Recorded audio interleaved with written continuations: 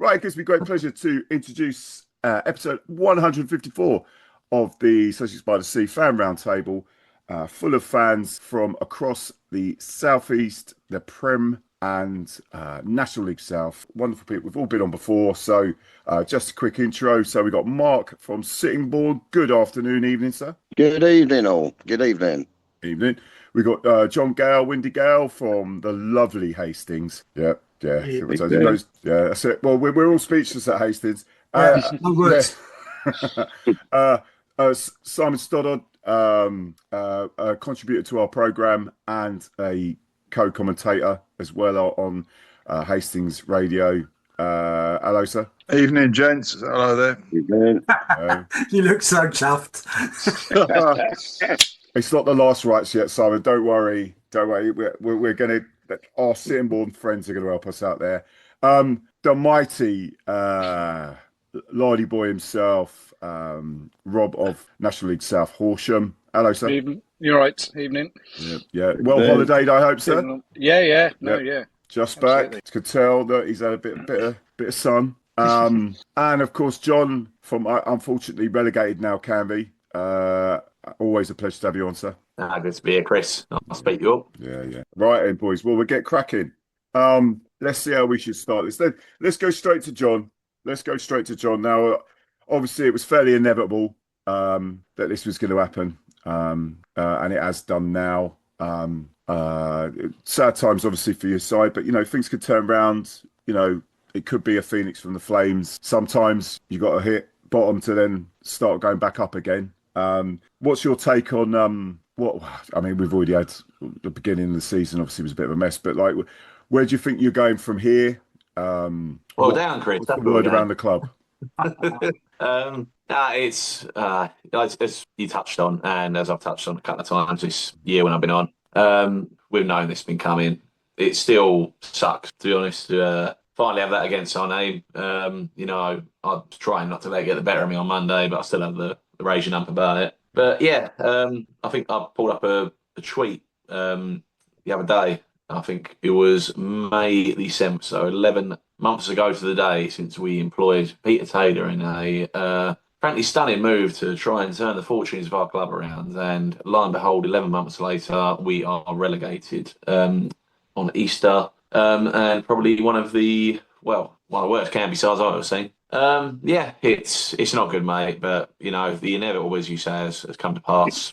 It's not been a good season at all. There's not really many positives to take from it, and you're talking about maybe you've got to hit the bottom to see the top. I don't actually think we've seen the bottom of where we could possibly go. I'm not going into that league next year, and with the way things are going at our club, I will be a bit coy on my words, but I think we could see a lot worse yet before things get better. If just to go on precedent of how things have gone for a few clubs in the last few years. I think I spoke about that before. Obviously, how when you go down, it can be a struggle. And as you yourselves know at Hastings, it can be tough adjusting to those step four leagues. Some of them are a right slog, and that Isthmian North that we're going to go into. It's certainly not a pretty league to be in, let's put it that way. There are some real, there's a couple of sides with ambition in there, which is something we're certainly lacking at the moment. But as you say, there's also those clubs who will try and give it 110%, especially against the side that's just come down. They're going to want to give it their all against us. So, yeah, we just got to find some kind of way to buck ourselves up and rebuild. But how we actually go about doing it, I don't know. Everything's a bit in the air at the moment. There's been no word from the club on us being relegated. Nothing from any of the players, with the captains or anything like that, on us being relegated. I think someone had to prompt the Twitter page to remind people that we are now officially down. So they're dancing around that fact. I don't actually know how they can. But it's silly because I haven't even seen a great deal of it in the last few weeks just because of how poor things are over there at the moment. I'll pop my head over for the game against Dulwich on a Saturday. And, I think we just made light of it, a lot of the fans. We went 1-0 down pretty quick again. And we were just, for a laugh, we were just sitting there chanting about what place we're going next year. It must have been about 15 minutes doing the round on the Isthmian North and all the sides that we did the same, John. We did exactly, the same. You get to that point, mate. You just Exactly. They say if you either laugh or you cry. You don't laugh, you'll cry. Exactly, Yeah. mate. I think that probably upset one or two people in the team, but ultimately, I don't really know how they can sit and slate us for mentioning relegation when they are ultimately the ones who have relegated themselves. So obviously, I couldn't. Well, I couldn't attend Billericay away in the first place because of family commitments on the Easter Monday. But yeah. From what I saw, it was a pretty poor turnout from our fans anyway, and a poor turnout from the team, being 3-0 down before you actually decide to come back to life. I mean, I don't know whether someone told them on the 85th minute that, oh, hang on, boys, we actually might get relegated today. And then they somehow come up with 2 goals to bring it back. But, nothing but a win would have even, I don't know, kept us in there for another vain week or 2 in the fight. But yeah, obviously not to be. And that's just a culmination there of a long, hard season, which I think a lot of us can't wait to see the back of, really. So it's just a case of, looking up where we're going next year. I mean, funny enough, you mentioned while we was building up sort of all the places where you're like, oh, yeah, I'm not really sort of going there for the football. I'm going there for the weekend. So, we got picked up to Yarmouth next year and potentially staying overnight in Norwich to go to one of them little 2 men and their dog villages around it. I have no idea what a mole barton is. Well, I know it's up that part of the world somewhere. So got to stay in the travel tavern if you go Norwich, mate. What's that? Got to stay in the travel tavern if you go Norwich, mate. There we go, mate. Exactly. I have to take your word for that. Yeah. Yeah, no, that's it. I mean, so obviously we've got that to do now, but it's just what happens now over the summer, I guess. I mean, in terms of the team we've got, I mean, as I've said before, there's 1 or 2 I'd keep. Whether we can keep them, I don't know, because if they are the standout players from the team, other sides will probably be sniffing round. But there's quite a few I'd happily show the door now because I just don't think they've been up for it. There's been so many examples of this season where, even after obviously we chopped Taylor off and got rid of his Deadwood slowly but surely that he brought in. Even the new bloke, Gary Kimball, I think he's tried in some respects to turn it around, but we just look like such a doomed outfit. I think that all we've really managed to attract in for the most part is, it's probably horrible to say about a few of them. A few of them are probably just sort of either people waning in their careers or mercenaries, really. Obviously, the ones that are making the effort and you can tell do care, obviously, have put the shift in this season. And I won't try and slate them boys too badly. I mean, they're gonna know themselves that they haven't done good enough this year. They don't need anyone to keep parroting it onto them. But it's just where we go from now, I guess. Really. Is there a core that you could keep and work with in the step forward? Because the most important thing is to have something going into next season to build around. Exactly. I mean, if I could pick from that side, there'd be a spine of players I would keep, like a basic 4, and then build around that. Obviously, it's sort of been co-captain effort between 2 boys this season. Our centre back Mike Finneran, who he is Mr. Canvey. He bleeds yellow and blue, and I mean, I haven't actually heard much from him since we were officially relegated, but I can't imagine he was too happy about it. Well, I spoke to his dad before. He's always said that he, has the hump for about a week, even if we draw. So, obviously, another player I'd want to keep is Elliot Ronto, who has been there now for about 5 years. Obviously, has tried to bolster up this team as best he can. Obviously, he was handed the captain's armband, but obviously, hasn't had a great deal to work with. But someone who does have experience at that lower level as well.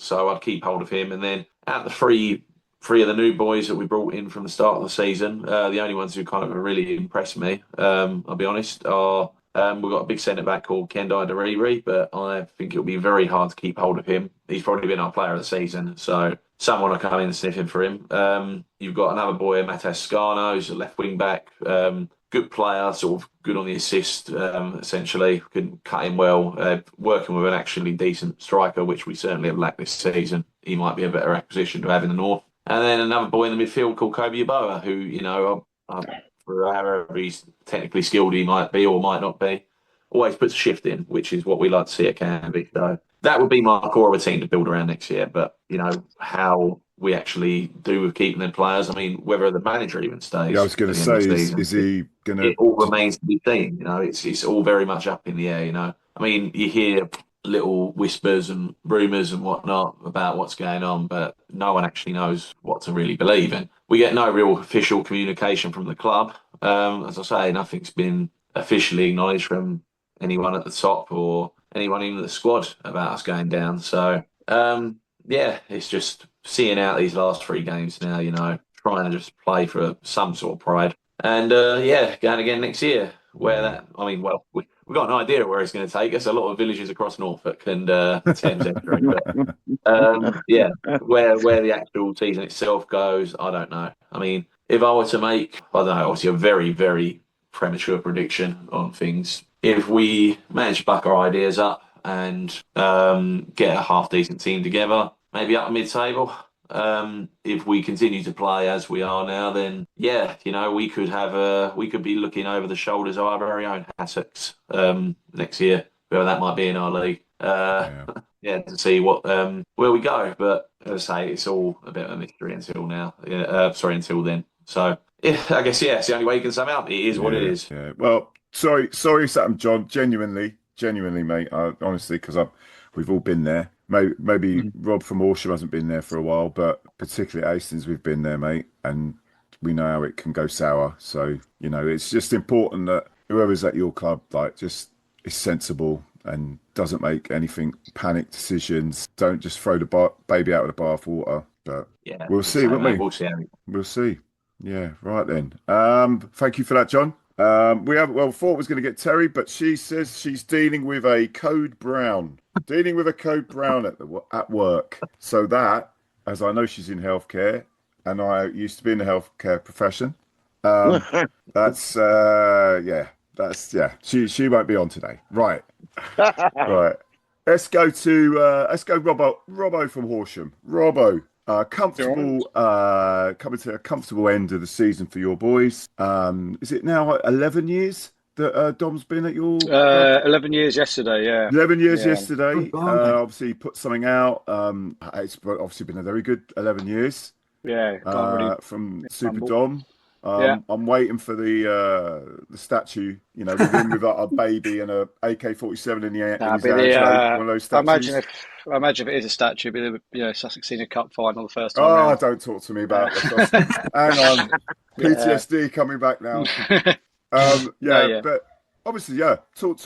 Well, Rob, please just talk about, if you can, about Dom and your final real thoughts on what's ending a very comfortable season for boys. I'll touch on Dom at the end, but I think the season's been, for everyone, like I said, I think last time I was on, we weren't mathematically safe, and we had a couple of, we pretty much were there. 52 points was always the target, so inside the club and that, and I think the players sort of relaxed. And there's been a few games, Hampton and Richmond, Torquay, that have been very much like those typical end of season games, especially now the weather's turning. It's just like pre-season games and mid-table turgid, really. I'd love mid-table turgid. Yeah, exactly. And you're sitting there, don't worry, that enjoy it. Yeah. So it was sort of petering off at the end of the season. Like Dom came out, we mentioned him a minute ago, but Dom was saying that it's quite weird that we've got nothing to play for towards the end of the season. It's either going for playoffs, going for a title, cups, finals, or something. There's always something to keep an eye on. So sort of it's the first time they've some players have experienced that. And no, I'm not complaining. It's been brilliant. Then on Good Friday was mathematically with Dorking turned up, and we haven't behaved well at all at home, really, to be honest with you. Dom's the first one to come out and say that. We turned up. It was our best performance at home by a long shot and won 3-0, and that mathematically made us safe. So, the club I know have been planning for next season. It's tough. I think it'd be quite, like I said, I'll keep an eye on Horsham. I think a few players in and a few players out, I would have thought. And next season, though, I think if people coming into this league, I think you sometimes you see your Torquays, you see your Dorkings, your Maidstones. I think that it is a league of 3 or 4 or 5. You look at Worthing, and then sort of some not so good teams at the bottom, but it is quite a big divide between the top and the bottom, like the full-time teams, like Ebbsfleet. I would say the best team I've seen this season. And then you go again next season, like you say, folks are going to be in it. Warden Horsham, Truro got relegated. I think we sort of found our feet in it, and hopefully next season it's going to be tougher, I imagine, next year. It always is that horrible cliche, but second season syndrome. Hopefully we can just find a bloody striker, we'll see what happens in the summer and going forward. But Dom in 11 years, what's there not been said about him? He's been unbelievable. back-to-back Sussex Senior Cup, get us promoted. Even the county promotion a few years back would probably be right on his highest, peak of agendas and achievements. Going up to Barnsley 3-all, being on the ITV at home, competing in the National League South. I think, it's like I keep saying with managers and players, is he's been there 11 years, but we've had, like I say, Charlie Esther Cook now has just gone over 200 appearances. We've got a whole squad there in treble figures of appearances near enough, and some are hitting 200, some if they stay on will hit 250 early on next season. And that's been the reason why we've had this success. So, it'd be interesting, like I say, when some of these old guard do go. I'm hearing that Dom's going to stay, so hopefully he can, do it all over again and see what happens next season. But it's been a bloody joy. And look, when you're sitting like I say, we were sitting in the stands or standing in the stands having a few drinks, and it's a 0-0. It was like, we'll take this all day long over a 0-0, 5-6 years ago when we didn't have a home. So look, we just enjoyed every bloody moment. We've got 4 games to go. Any one of them is going to be a party. So yeah, it's been unbelievable. And hopefully, like I say, next season. Although Folkestone, who are our bogey team, probably started on -6 points, I imagine. We've got to go there and they've got to come here. So, see what happens. But it's been a bloody good season, to be fair. Oh, well, yeah, excellent season. I mean, talking of obviously like Sussex sides with Eastbourne Borough going down, did you think that was always on this season? I mean, how... Well, I've only caught little snapshots here and there, bits and pieces. You find on YouTube's of highlights and stuff. I mean, how bad were they? No, I think no one was expecting them to be relegated. I think a lot of people, I know a couple of seasons they nearly went their first year. I think when they went full time, they struggled. But last season, I think playoffs and I think a lot of people had them in the top 6. Look, predictions I find in non-leaguers. You might as well just pluck them from the sky, because you can bring in players, you can sign players. You can only go sort of on the back end of form when you make a prediction. Like John was just saying next year about Canvey, it's a tough one, isn't it? Because you don't know who's going to be playing, who you're signing, who other teams are doing. But I don't think Eastbourne, we played them early on. I think it was our first Tuesday night game, and they were poor. Like, if someone just walked in, I was saying, because we're all still in shock that we're in that league. I think a lot of us walked in and said, if you didn't know any better, it'd be like an Isthmian Premier game. It wasn't that good. I think we beat them 3-0, went back down to their place, won 2-0. And again, they've had changes. They've had an owner who thinks that, doing all this and trying to be on YouTube series and things. So, look, it's a shame that they've gone. I think it's their first time they've been relegated in some time. So it is, for Sussex in general. I know we've got Worthing and everyone, but it was. I'm surprised they went, but I haven't seen them twice. I think and they were struggling, and then I think the final nail in the coffin is getting Steve King in. I think sort of the writing was on the wall when he came in, and I did see that made your eyebrows, to be fair. Yeah, that didn't make a lot of people happy. I think I think it's this little black book. Sometimes that black book can run out, or you've just been brought in too late. It's what place you the one thing in this league, and you see a lot of it. There's a lot of teams thinking they're self-entitled, like they think they should be higher up. I saw a quote from a certain fan near the top of the league before Friday's game, just wanted to get out of the league because they saw that Folkestone were going to be in it, the Horsham were going to be in it. They just think they're better than that, and there is a lot of that at the top level. These teams that have tasted the league above the National League and then come back down again. So it's always nice to put one up on them. But it's I definitely didn't see Eastbourne going down. And it's as easy as they did, really. So that was a surprise. It'd be nice if we played them sometime soon, but those early cup draws. Eastbourne United. Eastbourne United. You could end up playing Durham I'll next give you year. a full spoiler for next season. Have you ever actually had the pleasure of going to Walton Horsham before? No. You ever played Power League? No. It's that with a bar. Is it?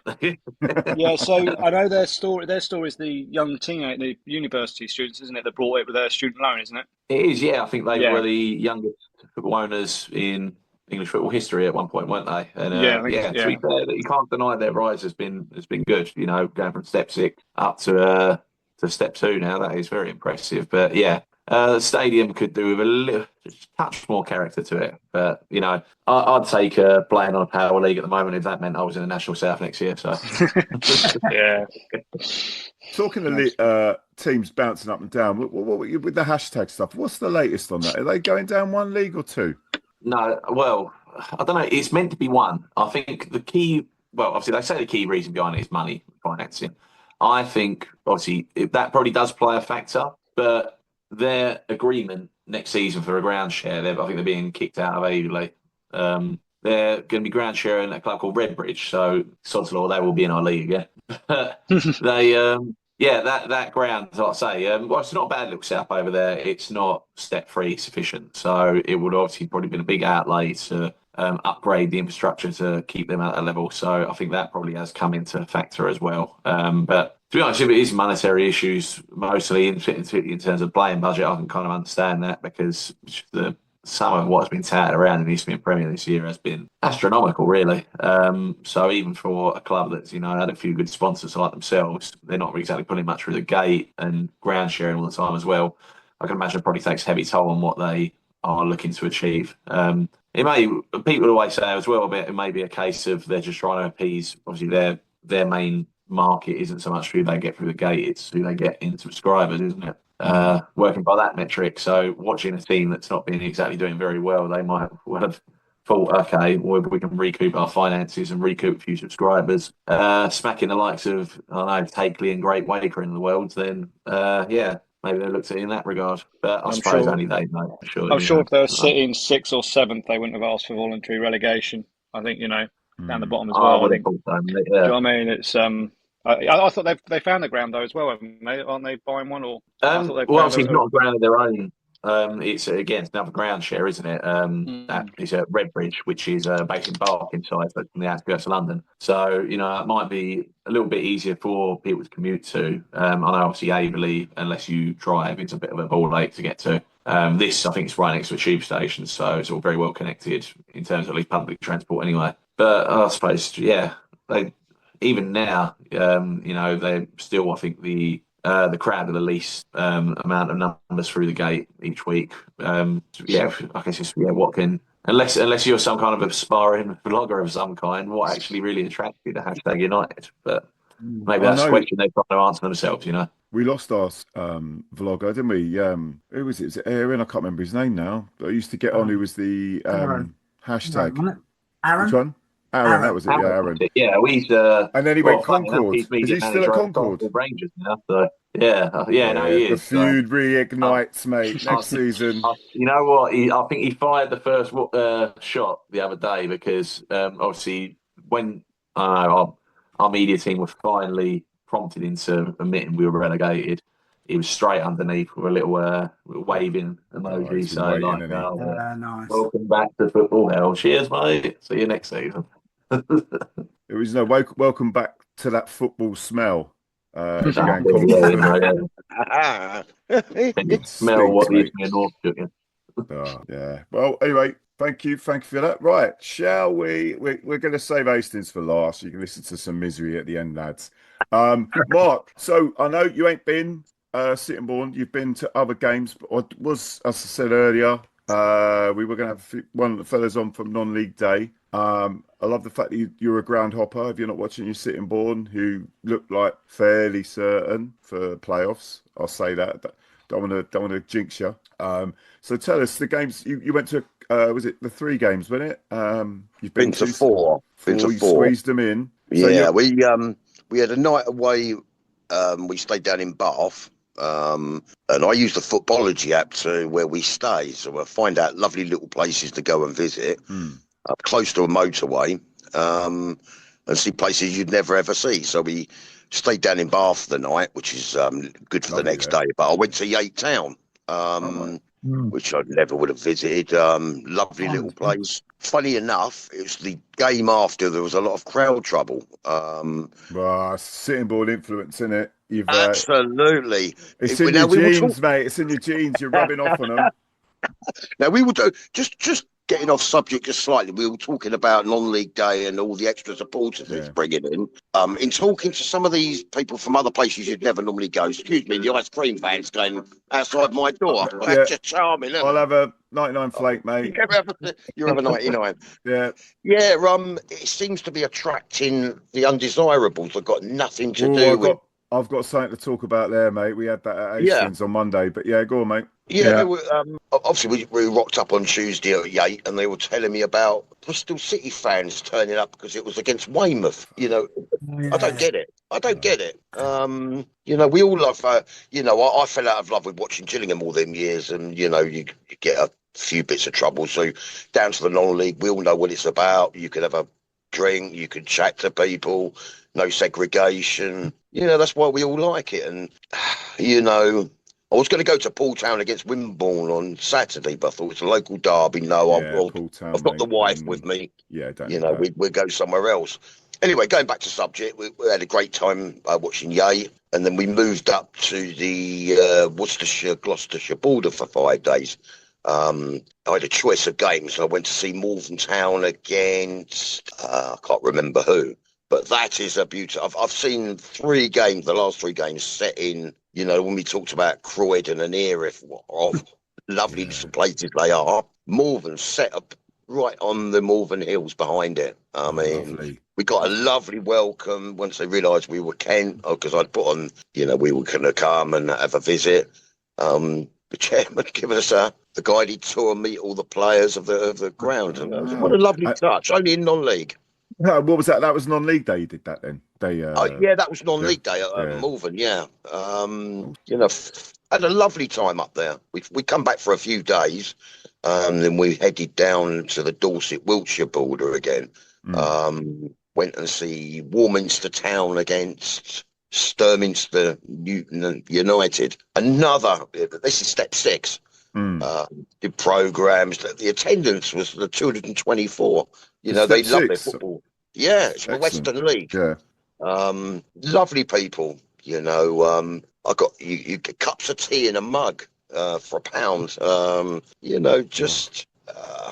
We can't be trusted with things like that. No, exactly. Where could you get a drink? It's not in a little plastic mug, a plastic cup these days. Then obviously we went on to the Bank Holiday Monday game and went to see against Sturminster. We did the double because I saw them at home against a team you'd never even heard of in your life. AEK Bocco. Sounds like something from Greece or.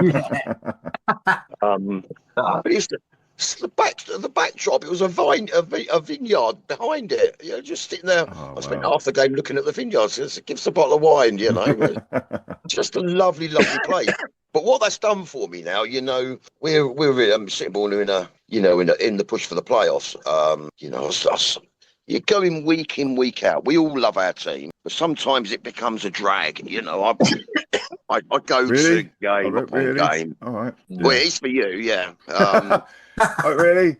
A drag. Talking of drag, we had a bloke dressed in the cheerleader's outfit and pom-poms. I don't make this up, mate. It's just everything happens. I'm like, at this point in time, I wasn't surprised, but sorry, Mark. We'll get to that when we get to Hastings. Mate, don't. You're centre forward. Might as well be. Jesus. We don't know what centre forward is anymore. We'll get to that, Rob. I know this is the bit you want. Yeah, you're going to listen to me. It's my highlight of every 2 or 3 weeks. It's the only bit I listen to. I go back and listen to it. Yeah. You know that. No. Come on, let Mark finish. Come on, let's talk about your mighty Sittingbourne. Come on. Yes. So now, after going to them games, now I'm absolutely. Yeah, as I said, I got a bit stale. Been going week in, week out, Tuesdays, Saturdays. Tuesday away from home is a drag. I've done no offence. I went to Broadbridge Heath, and from here that's a trek on a Tuesday night. Erith Town on a Tuesday night. Get back after midnight. It's hard going. But now we got three games left to save our season. Yeah. We should get that bottom position in the playoffs. The last 2 seasons, as you know, we've missed out in the final and the semi-finals. Obviously, the final last year was harsh, but I'm probably about the only person that thinks, well, maybe this time we'll be away from home. The pressure will be off a bit. Last year everyone thought we were going to do it. We'd run away with second place, 14 points ahead. Was expected probably to win by most teams. Now we kind of go under the radar. Croydon and Whiteleaf have slipped away, so we're going to get either one of them in the semis or the final if we get there. We've still got Ashford away to play Saturday. which is handy for me because I live in Ashford. And then the big one for you, VCD. Essex away. But where you save us? Yeah, hopefully we'll save Well, you. checks in the post, mate. Checks in the post. Yes, I have money. actually been there. I've actually been there. Lovely people, lovely Oh club. yeah, they actually. are. And, Oh, lovely place. I think We you lost touched to on that them on earlier. Friday, but we will talk about that in a bit. Good. And then we got a VCD at home. So if we cannot get 2 wins out of the 3 there somehow, Faversham have got 3 bridges on the last game of the season. So if we can't get that bottom position getting away and going to Croydon, well, it's what it is. The pressure will be off, and we've had a good season. We said the minimum was the playoffs. I didn't think we'd get automatic, because it's only one position, which I think sooner or later they're going to have to do something about that, 2 up, and then maybe the next 4 playoffs. Because you like last season, we over 100 points and 120 goals and not going up. It's crazy. We obviously the position before the season starts, but that is harsh. I think it should be a bit like the National South, where they maybe the 3rd place team, if they were to put the first 2 up, get the home tie, give it to them, and the next 4 playoff for semi-finals and a final to go to play them. I think that should be the way. Maybe. Don't quote me on that, but I did actually hear about that possibly might being introduced down at step. Oh, good. At step 3 level, yeah, they may well expand the playoffs to step top 16. Top 16 should go into a playoff. Finish 17. Only in our league. Excuse me, I've heard they're going to do it in the southeast to the top 17 teams. So they wouldn't include Hastings, they would it, mate? Oh dear. They might actually, do the relegation ones. That would be actually even better. I was because obviously I was around. I think when your boys beat Sunderland. Do you remember? We were Gillingham, wasn't it? Yeah, I'm sure. Yeah, Gillingham. that's it. Yeah. Because my dad, God rest his soul, he was Sunderland fan. We went and watched that. It was 87, 88. Yeah, like cracking, but a relegation playoff. I mean, there's what an atmosphere. I mean, obviously it didn't go well for my dad's team, but yeah, I was there at Roker Park that night. We won the home game 3-2 and lost 4-3 up there. Cascarino got a hat-trick, and we had to get an escort back to Seabourne. Yeah, you were there. Because we would have been. Well, we weren't on the coaches. Oh dear, yeah, that was good days. That's the kind of thing I think we need is the playoffs for the relegation as well. Keeps the season going. I think that would be a good thing. But obviously the powers of be would need to look at it. But these 2 teams going up, from the all the way down, 2 going down from the Div 2 and only 2 coming up. All them that is so difficult to get promotion. Doesn't matter what league you're in now. If it's only 1 in our division and then playoffs for the 4. I understand it keeps the season going, but it's harsh on some teams. I think there should be more available slots, and the relegation one would make it very, very interesting. But there we go. But not this season though. We don't want relegation playoffs this season, all right? Yeah. You don't want to be playing Shoreham next year, do you? God, Lord, God help. Yeah, we've already sung about all this, mate. This is right then. Okay, thank you for that, matey. No problem. Right, let's get on to what we want. We want to talk about Hastings, don't we? Didn't we want to talk about Hastings, boys? If we must. Who's going to have it? Let Simon have a go. He knows more than I do. Well, so since we've been on, we obviously had non-league day where we managed to win a game, beat VCD Athletic by 1-0. Great attendance, 34% up on last year. Going to cheat now, find out what the attendance. We had 900 there for VCD. I mean, that just says it all. And look where we are in the league. I mean, it's just, it's mental. But great, the club laid on quite a bit for, it was quite nice. But again, football wasn't the best. and it needed Eugene CK, our big old centre half, to scramble the ball in towards the end because we couldn't hit a barn door. I mean, for that one, you boys got anything to say about it for VCD? It's one of those games where we've been saying it all season. Just have a shot and see what happens. It might go in. How many shots did we have? About 3, I think. It was dreadful. It was absolutely dreadful and just so depressing. And then we haven't got to dreadful yet, mate. That's coming up to dreadful, mate. Go on. But yeah, well, it was, let's put it this way: the signs of dreadful were there, weren't they? Yeah. And then a long throw comes in, and Siki snicks one in at the end of the game, nearly, and maybe we just about deserved 3 points, but we needed some. You know what it's like all season. If your luck's down, your luck's down, isn't it? You don't, it's not just in this league. That goes right away through to the Premiership. Yeah. Any level. Yeah. The teams at the top get everything go their way, and it's just how it. And it shows you don't go away because Eugene got injured. Yeah. So Eugene scored for us in that game, and then he got injured, and he's one of our only. We've got a spine of the players that are any good in my eyes. Yeah. Maybe centre halves. Yeah. Him and Pigeon, and we've got Jordan Mace, who tries to create, but he's not much round him. And I would have said Stone until the Ashford game, but we'll talk about that when we get to Ashford. What? Yeah, go on, Wendy. Sorry, mate, I'm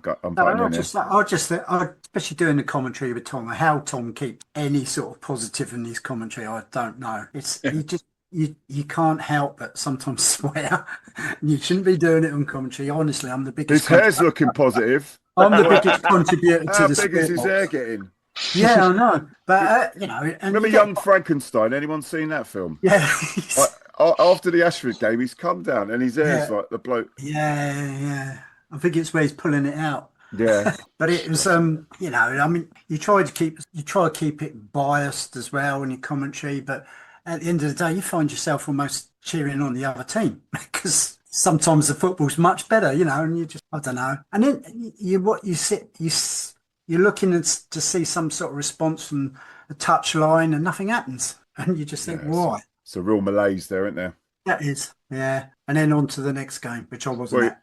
Well, all right. And so we're finished with VCD. I do have a story about that. Still, but anyway, hats off to Fans Club 900 for relegation threatened side against VCD. I love them. But anyway, so we played Essex, where we got 3 injuries in the first half. It was Barry's and Vickers, our experienced players, and Franz and Jones went off, did he? Was it Franz and Jones the first half? It was a forward. Ezekiel Williams went off. Williams, yeah. Oh, did he? Yeah, he was subbed at half time. We had 3 subs by half time. Wow. Are you sure? Yeah, well, two. Who says he played, mate? It said he's. I don't remember him going off. Well, Brad Barry went off, which is no great surprise because to get 90 minutes out of him you almost get a bank holiday for it. He's probably playing injured, though. Let's be fair. He's obviously a steady hand. He's just at that. I think he's just at that age where he's injury prone now, and you can say the same for Tom Vickers. Ezekiel Williams never came out for the second half. Now he is a good player. Yeah. I mean, we were talking. The Canvey lad, whose name I can't remember. Is it John? Was saying earlier on, talking about who you'd hang on to for next season, and I would hang on to the Sioux centre halves. When we know that we got Sam committed to next season, which is good. I like Sam, and I'd like to keep Eugene as well. I asked him at HASTINGS if we're going to see you next season, and he said he hadn't even been approached yet. I mean, I don't know how these things work, but that did surprise me a little bit. I'd like to keep Harry in goal, but he may well be looking for a higher level. I don't know. I'd keep Ezekiel Williams and James Stone, and that's about it. The rest have disappointed. The lack of creativity down both flanks has been appalling all season. And I will say that the game at HASTINGS, that they put a real shift in, and they were hugely unlucky not to win that. HASTINGS used up a season's luck in that game. It's just one of those. We've all seen games like it where you do everything but score, and you watch the other side nick it at the end. And that's what happened. You don't put it away. And the one thing with Essex, which I must say, lovely club, lovely people there, real family club. But look who the big culprit was. You know, it's Jordan again. You know, he's had 2 1-on-1s in that game, and he's fluffed both of them. He's taken 2 penalties recently. He's missed one, and he's had one saved. Credit to the BCD keeper. XG's massive. Yeah, we're winning on XG. But you can't argue that, Simon. No, go on. Sorry, but the support. And it's a privilege to be part of that group, you know, that go every day every Saturday and Tuesday to watch that. We've had 2 crappy seasons. Last season was horrendous. I mean, it's death by 1,000 cuts, isn't it? This relegation business.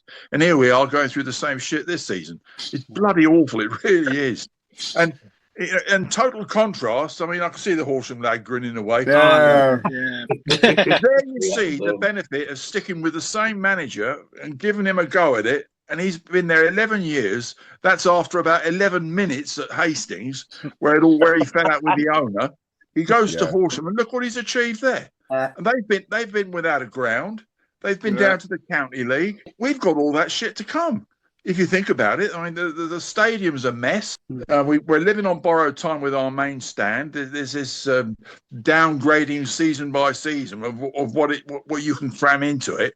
I mean, for the next 2 seasons, that stadium has got a Premier Division grading. Next season, well, that's irrelevant, isn't it? Because we're not going to be in the Premier Division. Dave Altendorf talks about putting together a promotion campaign next season from the county league at the rate we're going. But, you know, just say we did win the league next season and went up to the Premier Division, we'd only get 1 season there if nothing's done with the ground, because that stadium it's the sword of Damocles hanging over us. It really is, because Hastings Borough Council won't help us out, and we're stuck, you know. And well, I mean, we're waiting on them, aren't we? We're waiting on Badger surveys. You can wait all day. You'll get nowhere with that lot. You will get nowhere with Hastings Borough Council. They've never done anything for the football club in Hastings. But this last weekend, well, I mean, I keep on Essex. I can't fault them. I can't fault them for the effort at HASTINGS. They were hugely unlucky not to get something out of that. And seeing HASTINGS nick that at the end, that was painful. It really was. We've all been to games like that, and it was. We had to endure that on Friday, but Monday was awful. Monday. We're getting to Monday. Yeah, I mean,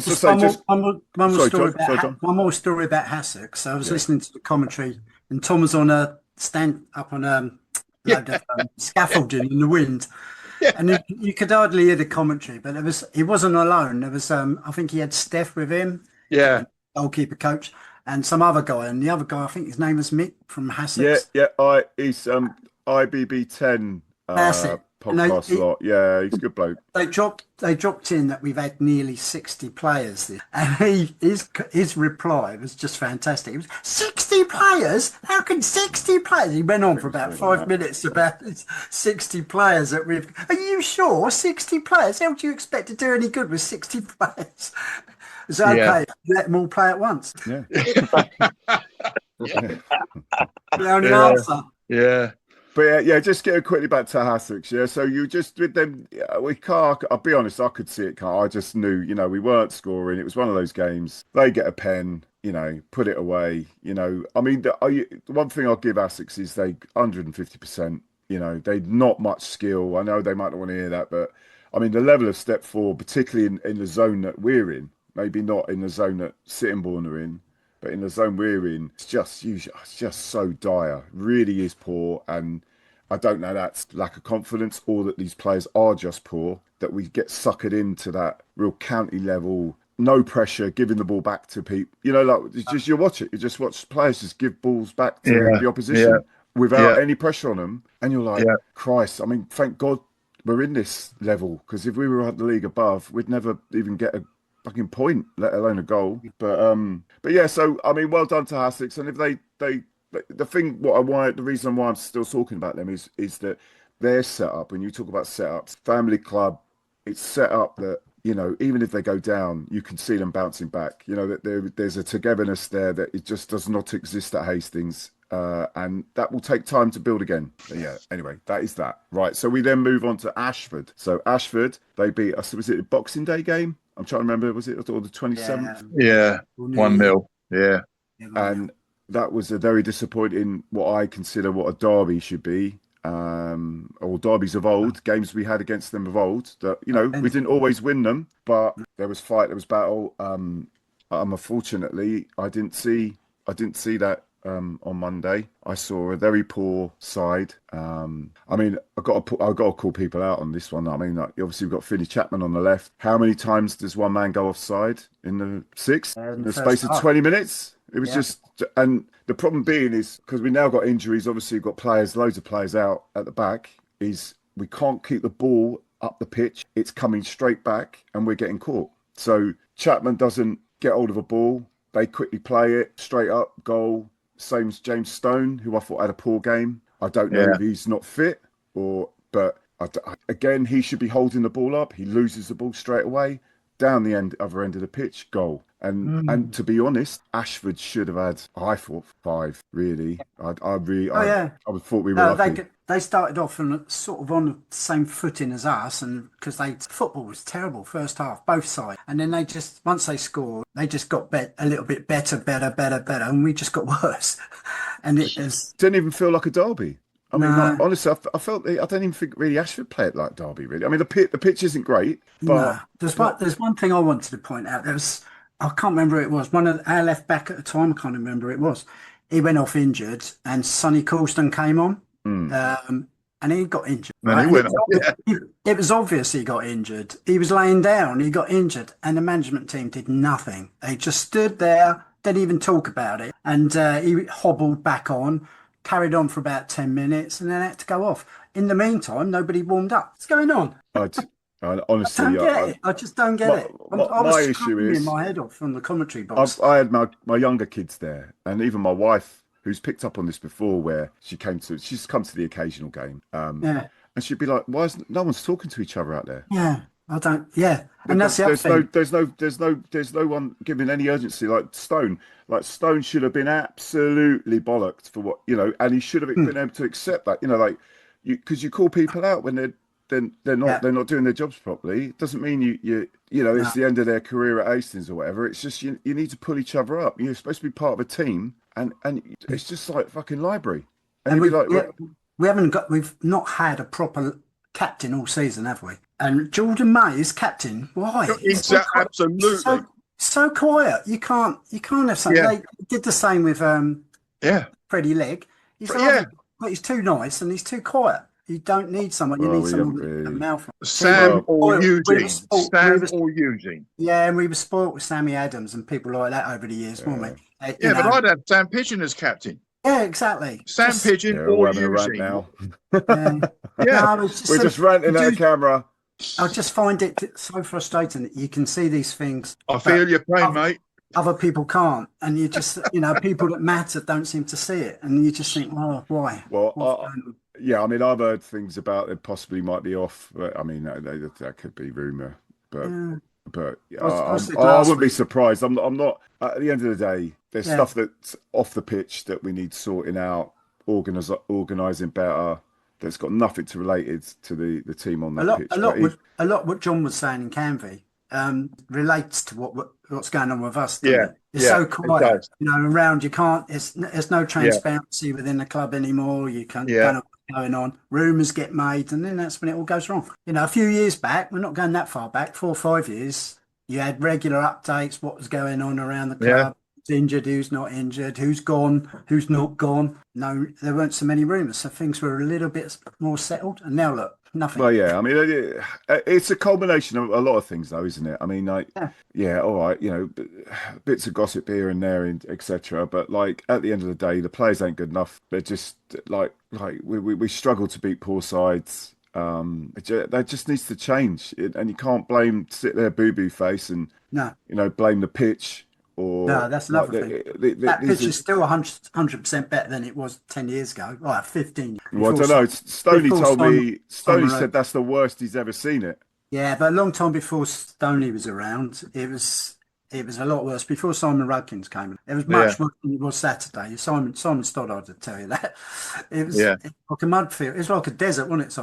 Yeah. Well, you look at any pitch from 20 years, 15, 20 years ago, Prent. Yeah. I mean, look. I mean, I watched the replay of the Chelsea Leeds FA Cup final on telly the other week, and the state of the pitch there. And they were the good days, mate. They were the good days. Well, they did have the Horse of the Year show on just before it, didn't they? Yeah. But it's true. The pitch doesn't look good. And I wonder what Simon Rudkins would do with that pitch now. I don't like to criticise a guy that's doing it now. No, they're doing a great job. They're doing as best the word is on that is that there will be investment and there's going to be a lot of work done to that pitch in the off season. There is going to be a lot of work done. As in 3G? No, because it's not going to be 3G at the beginning of next season. So they're going to work on it to get it up to a better standard until the 3G comes. Because you can't leave it. But you can leave it. But again, you need the right people around to make things happen, didn't you? Well, Dave Altendorf said in that interview he did with you, Chris, that he wasn't anticipating anything being done till the season after next anyway. So you could well be right. Yeah. Well, we'll see, won't we? We'll see if David's the manager. All right. Because you might, It was a bit heated on the terraces on. No, it wasn't heated. I mean, let's keep this bit in. Yeah, actually. So anyway, what happened was we had the finest of our Hastings and Ashford kids come along. These little 14, 15-year-old little scrotes. Yeah. But a lot of them I didn't recognise in terms of Hastings, but that could be that because you know me, I go usually where I go, so I don't know. They might have been there before. So I'd say about 30, 40 maybe. Or one of them, as in they'd arranged some sort of fight.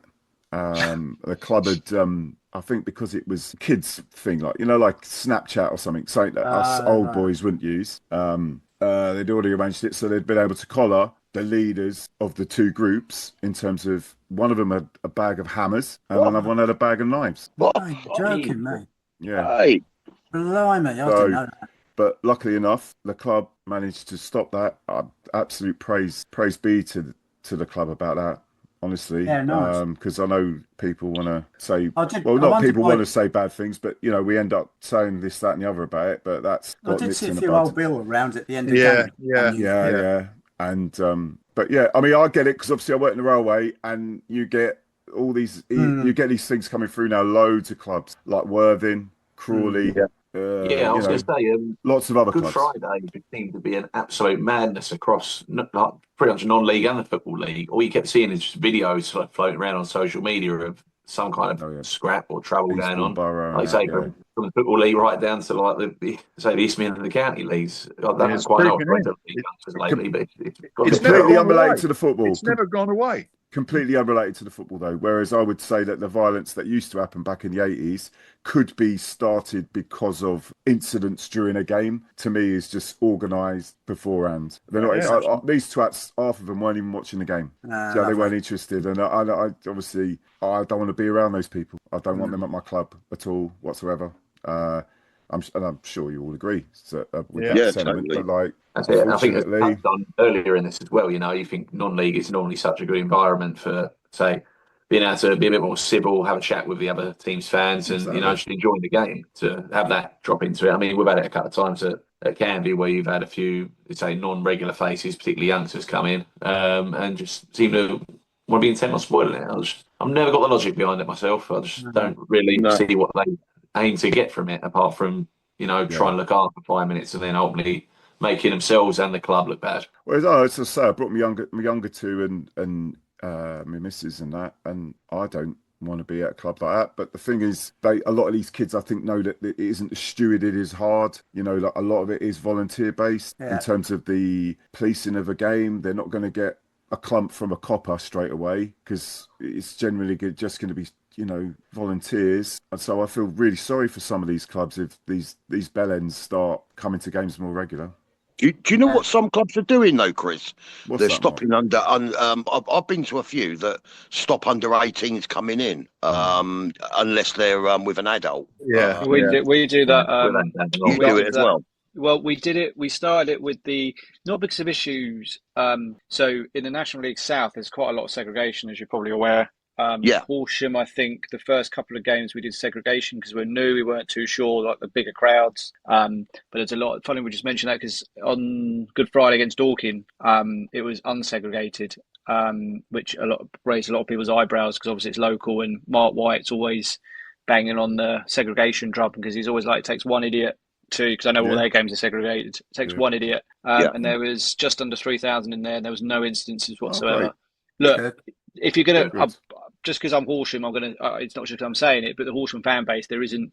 You're not going to cause trouble at Horsham. Everyone knows it's a bit of a, old, drinks and bit of crappy food and enjoy the football.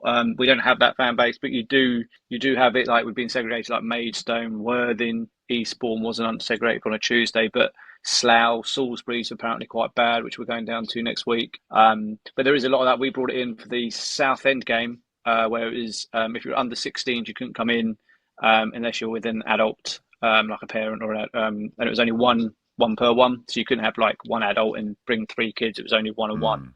There was a little bit of backlash on it, but in the end, it just, and I can see a few more clubs doing it now. Like you say, it's got nothing to. I saw that incident on the Worthing. I think it was Worthing train station. Something Worthing and Eastbourne, and look, they all. We spoke to some Aldershot fans going down to Bath this season when they were playing Western in the FA Cup. They all wear the same clobber. They all wear black because they don't get identified. They haven't got any club colours on whatsoever. So they have no interest in football. And I think we've had a couple of confiscated with screwdrivers that had them on them. It's just, I don't know what the answer is. I don't know how and that's unfortunately, I think that is a knock-on effect from league football, where it does get too expensive to go and watch your local team, like you say, a Crawley, or Wimbledon or something. You can go and support a non-league team, and if you're organising fights beforehand, there's no place for that for football at all. So ban the lot. I don't care if they do anything in the ground, just ban them for life.